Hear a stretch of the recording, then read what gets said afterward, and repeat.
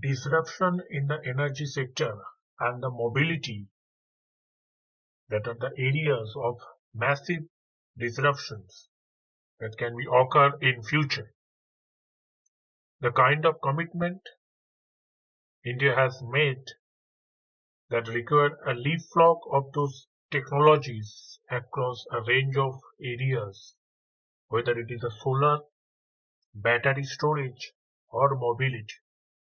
India needs to have a top-class grid architecture to manage its storage facility. It's ensure that it is enabled to use its renewable to crack those water and do those green hydrogen transformation, and the policy that are importing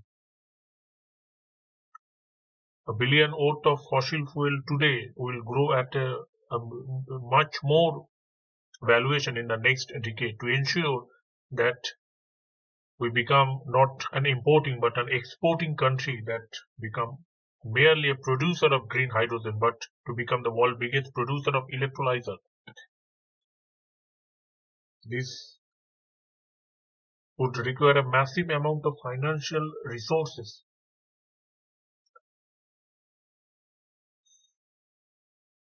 In case of electric vehicle industry, the life cycle emission of electric vehicle at this point of time much lesser than a petrol and diesel vehicles, and they are promoting uses of those charging point stations which will have a high proliferation across the nation with lower cost and lower space requirement than the traditional charging infrastructure.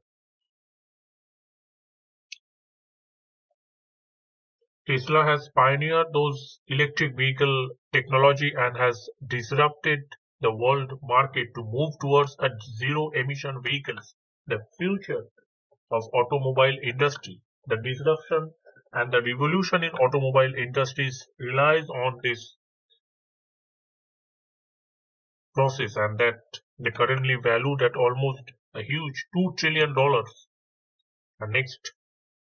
The next 10 largest automobile companies together have a valuation of only $1.1 trillion. That's the key to launch those cars industry in India that brought to India and assemble here.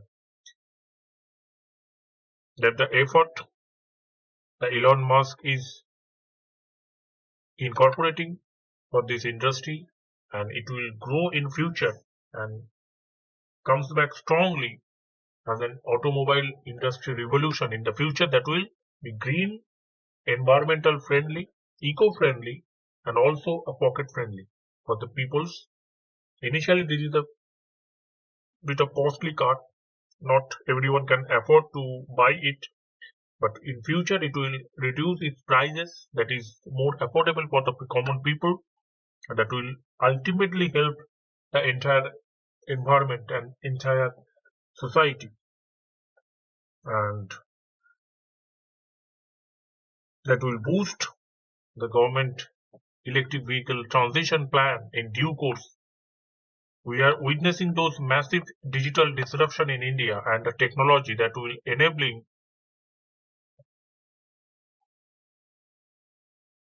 the country to leapfrog in the post-pandemic era, that pushing the limit to both going digital and green simultaneously. The movement for digitally and green revolution for a country is very important. It has been a digitalization that will, and the startup and innovation in improving the learning and health outcomes, monitoring and evaluation, as well as the transformation of the aspirational district in India, and also worked on a range of new areas of growth. Some of the initiatives such as auto tinkering labs that has been massively successful in fostering those innovation in the country. We have been able to drive a very innovative spirit in country, and the growth witnessed by the Startup India movement has been the emergence of 40 unicorn in such a short period of time, and with this massive digital disruption.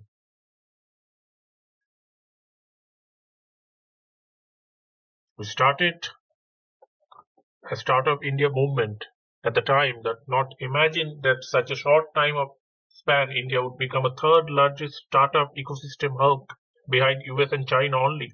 That the startup ecosystem has truly emerged now and it will grow even faster in future. The investor realizing the importance of promoting these small startup put their money, their effort, the policies in this small startup that could be raised a tremendous amount of fund in future that will boost the economy. That's driven the economy, technological driven economy in the future. The business sentiment matters a lot in this fact, and its investment decision are made on the issues of valuation, and the market analyst experts would be a best place to answer those future potential and the demand. And the recent few IPO success like Nykaa, the investors are become more mature. The success story of those startup ecosystem have generated a massive bull story, and the success in the startup industry that encouraging those capitalists and the private equity investor to back more domestic startups and strengthen the ecosystem. That the boost for the entrepreneurship, and the great thing is that the startup movement in India is now being financial and supported by the investment and funds from within India, and that is fund coming from within a local market. I mean domestic industry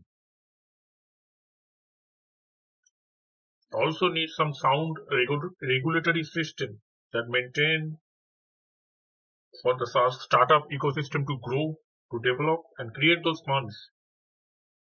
The massive adaptations of those assets for the crypto and cryptocurrency and stored a value that has taken in India, and the latest industry report that more than 230 startups in the crypto space with almost $270 million invested in the Indian blockchain and crypto startup fund. Both the technology and investors viewpoint the rapidly picking up in India that have struck down by the Supreme Court earlier in case of banning those crypto industries.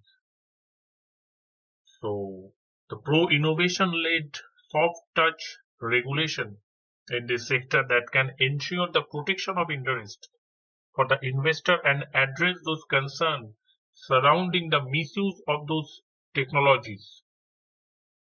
And there is certainly scope to learn from the best practices that currently extant around the world, along with those existing global regulatory template, and that can provide a nudge for the participation of the aspiring and mature tech talent pool of country in the innovation cycle that the crypto offers in the newly emerging decentralized wave ecosystem. It should be a holistic regulation which should take into the account for the interest of all the stakeholders, including the investors.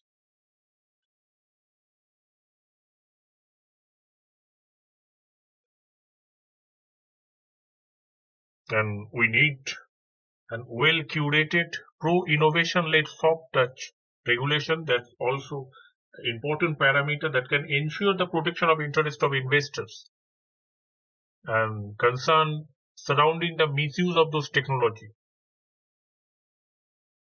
That's all for now. Thanks for watching. See you in the next video.